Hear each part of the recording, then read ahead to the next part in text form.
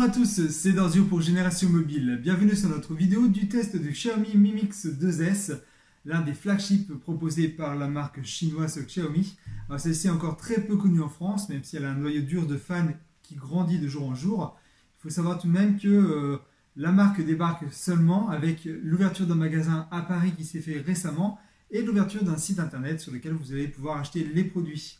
Alors le credo de Xiaomi, c'est simple, c'est faire un produit à un prix très raisonnable, sans oublier bien évidemment la qualité. C'est ce que présente ce smartphone, donc un smartphone qui se trouve en dessous des barres de 500 €, donc c'est vraiment intéressant, et qui normalement se veut être haut de gamme, notamment grâce à l'utilisation d'un processeur que l'on trouve sur les hauts de gamme du marché, qui est le Qualcomm Snapdragon 845. Alors dans cette seconde partie, nous allons voir ensemble tout ce qui est puissance, son, multimédia, appareil photo et l'utilisation au quotidien évidemment, en parlant également de son côté téléphonie. Si vous n'avez pas vu la première partie, je vous invite à aller la voir sur notre chaîne.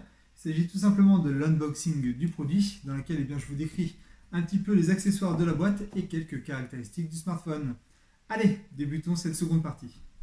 Au niveau de sa connectique et réseau, on retrouve ici tout ce qu'il faut pour un smartphone haut de gamme. En effet, on va retrouver bien évidemment le Wi-Fi, le Bluetooth, le GPS ou encore la NFC, donc le sans contact, soit pour le paiement, soit pour le transfert de données par exemple, ou encore l'appareillage avec des objets qui ont également la NFC.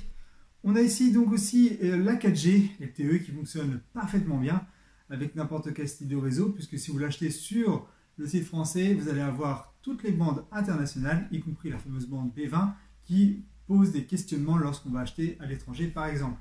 Au niveau de la téléphonie maintenant, on a ici une application contact qui est plutôt sympa, bien réalisée, dans laquelle vous allez pouvoir appeler vos contacts facilement. Vous avez donc ici un interlocuteur que vous entendez parfaitement et vous êtes également parfaitement entendu, donc c'est vraiment un très bon point.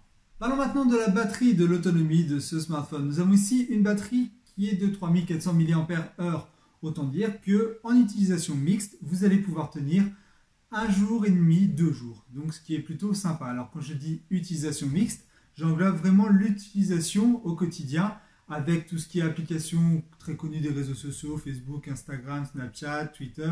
Vous avez également checker vos mails, faire des appels, des MMS, SMS, avoir des conversations sur WhatsApp. Bref, vous allez également faire de la photo, voir de la vidéo, écouter de l'audio. Et bien tout ça, c'est l'utilisation au quotidien mixte, donc. Et le smartphone encaisse plutôt bien et vous permettra de tenir assez longtemps dans la journée. Si vous faites une utilisation soutenue, donc c'est l'utilisation mixte mais vraiment poussée très loin, donc l'utilisation à fond sur le smartphone, là vous ferez une journée entière.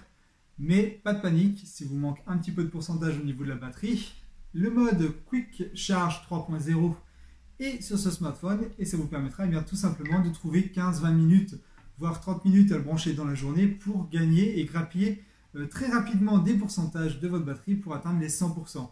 Parlons maintenant d'un des points qui a été souligné lors de la présentation de ce smartphone et qui est relativement important aujourd'hui sur les smartphones. Je vais bien évidemment parler de la photo. Commençons tout d'abord par parler des deux capteurs arrière. Ce sont deux capteurs arrière de 12 mégapixels chacun, un capteur Sony, un capteur Samsung. L'un va être tout simplement géré mécaniquement pour la stabilité, l'autre non. Alors, celui qui sera destiné au portrait permettra de faire des photos de portrait, donc des photos rapprochées. L'autre capteur servira donc de faire des photos plus grand angle, panorama, paysage par exemple. Ces deux capteurs sont très sensibles au niveau de la lumière et vous pourrez donc faire des photos en intérieur sans problème, avec une luminosité basse.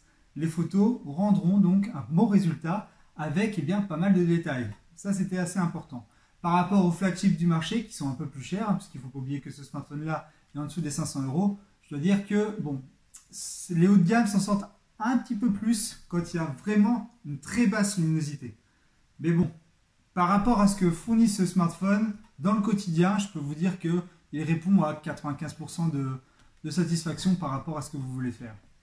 Je dois dire que j'ai été très agréablement surpris par la partie photo et notamment par la gestion de l'intelligence artificielle qui est mise en place par Xiaomi.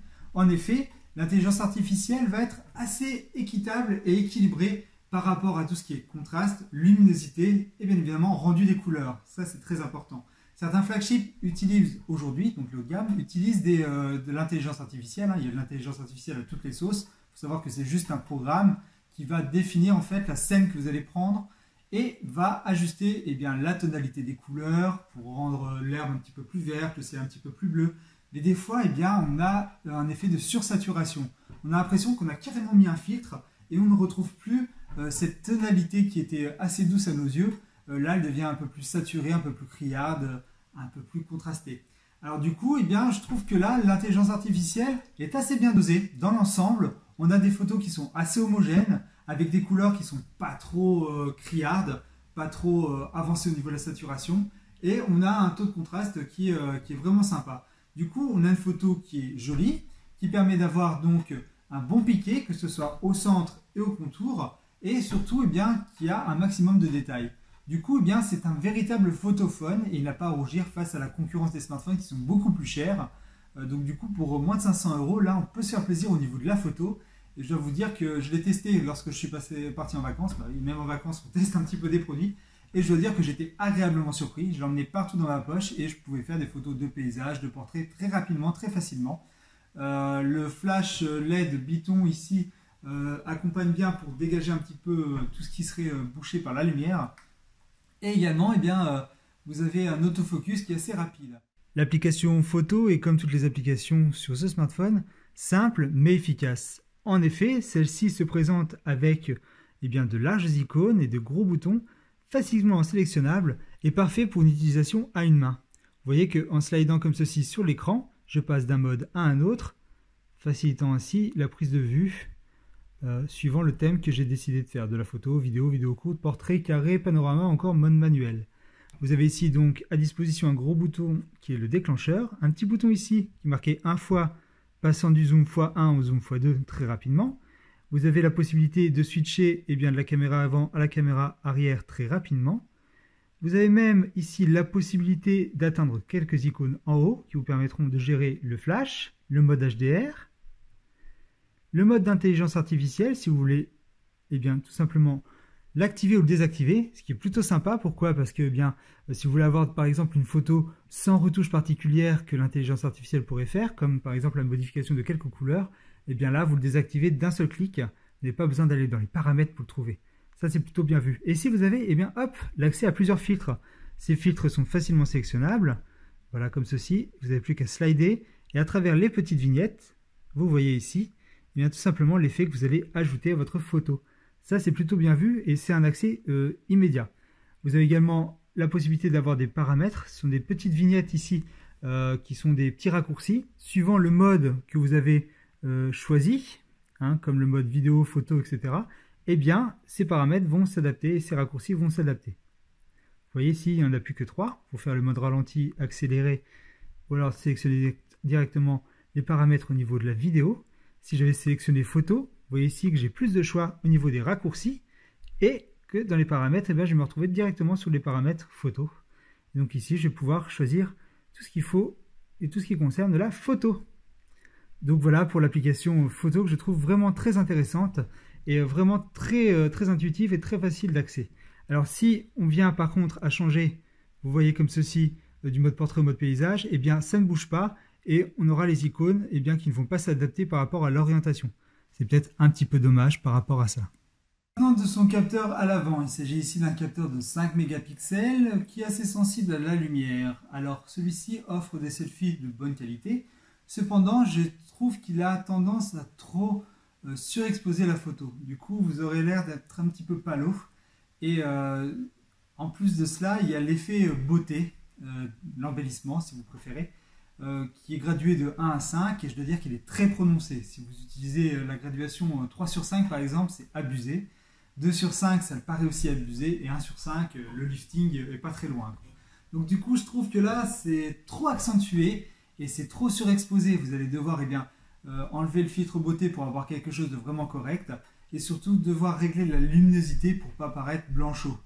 Bon, je ne suis pas non plus hyper bronzé, mais je dois dire que le résultat dans l'ensemble, hein, lorsqu'on est dans la lumière du jour ou même à l'intérieur quand il y a une bonne luminosité, eh bien, on est dérangé quand même par ce résultat qui est un petit peu trop blanc. Ensuite, on a aussi un mode portrait qui permet eh bien, tout simplement de faire du flou à l'arrière, que ce soit pour l'appareil photo avant ou arrière. Je dois dire que dans l'ensemble, puisque c'est fait un petit peu numériquement, c'est un effet bokeh comme on dit en photo, et bien celui-ci est assez bon, il arrive à bien détourer le personnage, à bien le rendre à l'avant par rapport au fond qui est bien détaché, et donc du coup l'effet de flou n'est pas abusé, il ne va pas vous planquer la moitié des cheveux en flou par exemple, donc là-dessus c'est aussi un bon point. Bon, revenons au capteur avant, surtout au niveau de sa position. Comme vous pouvez le voir, la position se trouve en bas à droite. Choix est-il véritablement judicieux? Eh bien non. En effet, même si vous avez la possibilité, lorsque vous allez utiliser l'appareil photo, de retourner celui-ci quand vous avez l'appareil photo avant, vous allez pouvoir prendre un selfie comme vous le prenez d'habitude avec un appareil photo à l'avant. Mais il y a différents points qu'il faut souligner. En effet, le capteur d'empreinte permet de prendre des photos. Sauf que là, le capteur d'empreinte, vous allez chercher du bout des doigts naturellement ici en haut, là où devrait être sa place. En fin de compte, il est en bas. Là, vous allez devoir faire une gymnastique des doigts qui est assez risquée. Vous risquez de faire tomber votre smartphone. Je ne vais pas le faire là devant vous parce que c'est un smartphone de près, donc du coup, je n'ai pas trop envie de le casser. Vous avez également la possibilité de prendre une photo avec vos doigts et le volume. Et bien là, c'est pareil. Vous allez pouvoir prendre quand même une photo, il n'y a pas de problème, mais la petite gymnastique fait que vous allez utiliser ici le petit doigt, ce qui est moins facile qu'avec l'index. Je peux vous dire que les habitudes sont fortes et vous verrez que ça va manquer un petit peu de ne pas pouvoir faire ce que vous voulez facilement, comme si le smartphone avait un appareil photo en haut. Autre point aussi à souligner, si vous voulez véritablement garder l'appareil photo sur le bas, chose qui est vraiment déconseillée, vous allez plus prendre votre menton et le dessous du nez qu'autre chose. Donc du coup, votre selfie ne sera pas véritablement à votre avantage. Bien au contraire, vous risquez d'avoir quelques moqueries. Enfin, en plus de ça, si vous utilisez le smartphone avec tout simplement le capteur en bas et que vous êtes droitier, quand vous allez vouloir prendre la photo avec l'application, vous allez boucher carrément la caméra, donc du coup on ne verra rien à part vos doigts. Alors la petite barre ici a également une LED de notification que l'on ne voit pas ici, qui s'allume en blanc, qui est du plus bel effet quand même. Donc du coup ici c'est une erreur vraiment majeure d'avoir mis un appareil photo avant comme ceci en bas. Il n'y a aucun intérêt à l'avoir en bas, sauf l'intérêt de la lecture du design qui fait l'effet full screen. Parlons maintenant un petit peu de l'interface maison MIUI qui est installée sur son smartphone. Alors on en est à la version 9.6. Alors c'est une interface logicielle qui est assez intéressante, qui pose aucun problème. J'ai eu donc une très bonne expérience avec au quotidien. Celle-ci se prend en main très rapidement. Par contre, au niveau des paramètres, on est un petit peu déstabilisé, notamment si on vient de smartphones Android différents. On cherche quelques petites options des fois qui sont rangées à droite à gauche. On n'a pas trop l'habitude de les voir, ce qui est un petit peu dommage. Par exemple, dans les paramètres qui sont assez bizarrement mis, vous allez descendre pour avoir en fait paramètres supplémentaires. Lorsque vous descendez dans le paramètre supplémentaire, vous avez tout ce qui est dateur, langue et saisie, région, confidentialité, autorisation et révocation, ce qui vous permet d'autoriser certaines applications de fonctionner ou pas. Et vous avez également l'assistant tactile qui va pouvoir être activé pour pouvoir vous faciliter quelques gestes, par exemple. Si je l'active, vous voyez, j'ai par exemple geste préféré, balayer, appuyer. C'est tout plein de petits trucs qui sont sympas et qui vont vous permettre, par exemple, de mettre les boutons en bas et de les sélectionner comme vous le désirez. Et ça, c'est un petit peu dommage. On aurait aimé qu'il y ait justement une autre arborescence des paramètres pour pouvoir justement s'y retrouver un peu plus facilement. Vous avez même le raccourci des boutons et gestes. Et ça, c'est génial parce que vous avez plein de possibilités avec MIUI. Par exemple, lancer l'assistant Google. Vous avez ici toute une pléthore de petits raccourcis à faire avec les boutons. Vous avez également la possibilité, je ne sais pas moi, de lancer l'appareil photo en appuyant 2 fois, par exemple, sur le bouton d'alimentation. Il suffit juste de sélectionner. Ainsi de suite. Donc c'est vraiment bizarre que ça soit fait ainsi, parce qu'on va se trouver des choses vraiment intéressantes comme écouteurs et effets audio. On peut assigner les boutons quand il y a un écouteur, contrôle du volume ou de la chanson. Et vous avez ici, quand un écouteur est connecté, la possibilité d'avoir l'amélioration audio mis et de sélectionner différents types d'écouteurs que vous avez mis en place. Alors vous avez les écouteurs spécialement conçus par Xiaomi qui se retrouvent dans cette liste. Et vous avez après des éditions de casques qui sont plutôt standards. Après, pareil, vous avez l'égaliseur qui vous permettra d'ajuster vous-même, personnellement, le son comme vous le désirez avec votre casque. Vous avez le mode à une main qui est également présenté ici. Voilà, donc c'est un petit peu bizarre d'avoir mis tous les gestes en fait, et en plus de ça, vous voyez, vous avez sauvegardé et réinitialisé pour réinitialiser totalement le smartphone qui se retrouve ici dans ces paramètres supplémentaires. C'est un petit peu dommage de ne pas les avoir rangés justement un petit peu mieux pour pouvoir s'y retrouver, hein, puisqu'on avait de quoi faire, hein, comme une assistance par exemple, ou des raccourcis. On aurait pu faire un menu avec pas mal de choses supplémentaires au niveau des paramètres, et là donc du coup ils sont un petit peu cachés. C'est ça qui est un petit peu dommage. Un paramètre intéressant est l'optimisation du smartphone qui se fait grâce à l'icône sécurité. Oui, c'est un petit peu bizarre par rapport à la traduction, mais bon, je n'ai pas compris pourquoi. Alors vous avez des analyses de sécurité qui doivent être faites sur le smartphone pour savoir si tout est en ordre. Vous avez augmenté la vitesse du smartphone. Celui-ci va tout simplement enlever toute la mémoire qui n'est pas utilisée pour rendre votre smartphone plus rapide. Ça de façon vraiment très simple.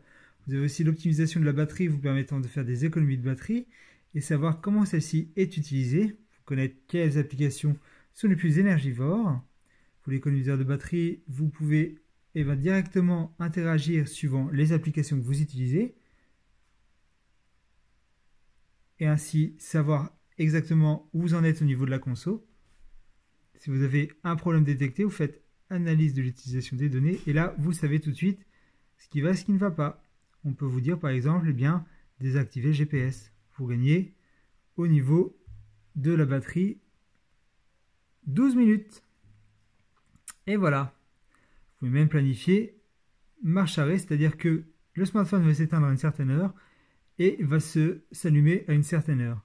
C'est une option qui est assez intéressante sur Android et qui vous permettra tout simplement de gagner de la batterie ou pas vous faire réveiller la nuit par exemple. Vous avez également la possibilité de nettoyer tout ce qui est mémoire cache du smartphone afin de gagner également en rapidité et en économie d'énergie.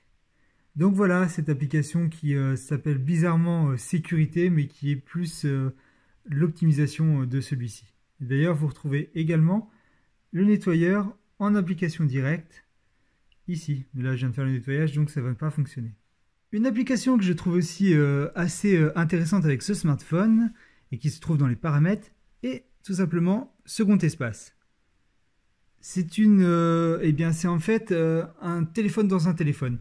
C'est-à-dire que c'est une interface qui est totalement protégée et confidentielle, créée pour vous, et qui vous permettra d'avoir des fichiers un petit peu sensibles protégés sur votre téléphone et accessibles que par vous. Donc pour activer le second espace, il faut simplement appuyer sur activer le second espace. Et sa création se fait très rapidement. Donc du coup, sur le même appareil, vous avez deux espaces. Vous pouvez donc coupler dans ce Mi Mix 2S un espace personnel et un espace professionnel. Ou encore, tout simplement, créer un espace spécialement pour vos enfants, si vous leur laissez le smartphone de temps en temps, et un espace plus public. Donc c'est plutôt sympa. Alors vous pouvez utiliser un mot de passe, supprimer même le raccourci. Créer un mot de passe, on y va. On doit définir donc le mot de passe du second espace. Donc on va saisir un code PIN.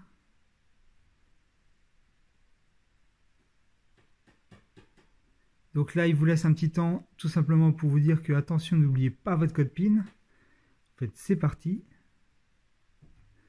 1, 2, 3, 4. Alors n'utilisez surtout pas ce mot de passe parce que c'est vraiment pas sécuritaire. Hein. Qu'on fasse 1, 2, 3, 4 ou 4 x 0, c'est n'importe quoi. Donc pour le premier espace, vous faites un code. Et pour le second espace, vous faites un autre code. Ah, vous voyez, il vous oblige à le faire différent du premier. J'avais oublié cette option. Vous confirmez donc votre code PIN 2 fois. Et voilà, vous avez donc défini un mot de passe pour le premier espace et un mot de passe pour le second espace. On peut même emprunter donc un de ses doigts pour justement basculer sur le second espace et la définir. Donc là on va faire ignorer, mais sachez que ça marche super bien. Une fois que les deux espaces auront été paramétrés, vous allez retomber sur votre page d'accueil qui présente ici en fait le second espace sur lequel eh bien, vous pouvez mettre des applications protégées ou encore des fichiers protégés comme des photos ou des documents un petit peu plus confidentiels. Donc ça sera une partie protégée pour vous et vous pouvez, vous voyez, donc vous avez une petite icône qui est marquée basculer. Vous pouvez rebasculer donc sur le premier espace qui est un espace public on va dire en renotant bien évidemment le code PIN du premier espace et hop, votre appareil s'ouvre à nouveau sur l'espace public, le premier espace. Et vous voyez que basculer a disparu. Alors comment faire pour aller sur le second espace? Eh bien tout simplement dans les paramètres, vous retournez sur l'option second espace et là vous avez marqué maintenant aller au second espace. Vous cliquez dessus, vous rentrez le code PIN du second espace et bim, voilà, c'est parti, le second espace a été validé. L'interface MIUI est une interface qui est plutôt simpliste, bien faite, on s'y retrouve très facilement et surtout tout est assez lisible, tout est assez accessible et le multitâche est super bien géré, notamment avec la puissance du Qualcomm Snapdragon 845 qui est épaulé ici par 6 Go de mémoire RAM. Donc c'est largement suffisant pour faire tourner n'importe quel style d'application du Google Play Store. Au niveau multimédia, on a ici un Mi Mix 2S qui s'en sort plutôt bien. En effet, on a une très belle image couplée à un son qui reste puissant sans trop favoriser ni les graves ni les aigus. On a donc un son qui est pas mal équilibré au niveau des fréquences. Par contre, le haut-parleur se situe sur la tranche et c'est un petit peu dommage puisque lorsque l'on va prendre le smartphone en mode paysage, on risquerait de boucher un petit peu ou de détériorer le son avec notre main. Du coup, il faudra une prise en main qui permette donc de faire une caisse de résonance et d'envoyer le son vers soi. Autre fait assez intéressant, si au niveau de la puissance, le son est relativement bon, donc ce sera parfait pour une très bonne immersion, que ce soit pour les films ou pour les jeux, le mode stéréo favorise plus un côté que l'autre. En effet, on sent que le son est un petit peu plus fort du côté de l'appareil photo que du côté du haut-parleur sur la façade avant. Ce qui est un petit peu dommage au niveau des jeux, puisque on va vraiment le sentir quand on va jouer à Fortnite par exemple, que le son sera un petit peu plus favorisé sur cette tranche-là que sur celle-ci. Et du coup, au niveau spatial, on peut être un petit peu désorienté si on utilise donc les haut-parleurs. Par contre, si on utilise un casque, on n'a pas cet effet-là. Et lorsque l'on va visionner un film, c'est pareil, cet effet-là ne se ressent pas. On a vraiment, dans sa globalité, un son qui résonne bien et qui nous parvient aux oreilles, qui sera vraiment parfait. C'est vraiment au niveau de la sensation du jeu que là, on risque d'être un tout petit peu déçu. Attention, c'est pas non plus énorme comme différence. Elle s'entend juste un petit peu à l'oreille sur certains jeux, certaines phases de jeu et quand le volume est assez fort. Sinon, si je lance n'importe quel style de vidéo sur ce smartphone avec l'application dédiée, celui-ci donc fournit une image vraiment belle, grâce notamment à sa bonne résolution. Bien évidemment, il faut les fichiers qui vont avec, sinon la résolution ne sert à rien dans ces cas-là si on la prend au maximum. Et je dois dire que le lecteur répond parfaitement bien. Il est très rapide à mettre en œuvre pour le volume ou la luminosité grâce à des raccourcis comme ceci, donc qui se trouvent sur les côtés avec juste un slide de votre doigt. Donc ça aussi c'est plutôt pas mal. Voilà, j'espère que maintenant vous en savez un petit peu plus sur ce Mi Mix 2S. Et quant à moi, je vais vous donner ma conclusion en disant que ce Mi Mix 2S est un smartphone avec un rapport qualité-prix vraiment excellent. En effet, on a un véritable smartphone haut de gamme. Sa partie photo m'a relativement bluffé. Je ne pensais pas avoir une telle capacité au niveau de la photo et ça c'est vraiment bienvenu. Il faut dire que la note de référence de DxO de 101 n'est pas volée. Ici, on a des photos qui seront parfaites dans n'importe quelle situation. Au niveau de son design, celui-ci est quand même superbe avec son dos en céramique qui ne tâche pas au niveau des doigts, ça c'est plutôt pas mal. On regrettera tout de même l'utilisation d'un APN avant qui est vraiment mal placé et qui ne va pas faciliter la prise en main de celui-ci, notamment pour les amoureux de selfies. Il faudra donc prendre un coup de main pour l'utiliser au niveau des selfies. Son capteur d'empreinte, quant à lui, est un capteur qui répond au doigt et à l'œil, enfin surtout au doigt. Il va très vite et puis permet tout simplement des petites fonctions comme déverrouiller l'écran par exemple ou encore être utilisé pour la prise de photos en plus bien évidemment de protéger vos données par votre empreinte. La prise d'empreinte se fait de façon classique via le logiciel de paramétrage qui sera sécurisé également par un mot de passe.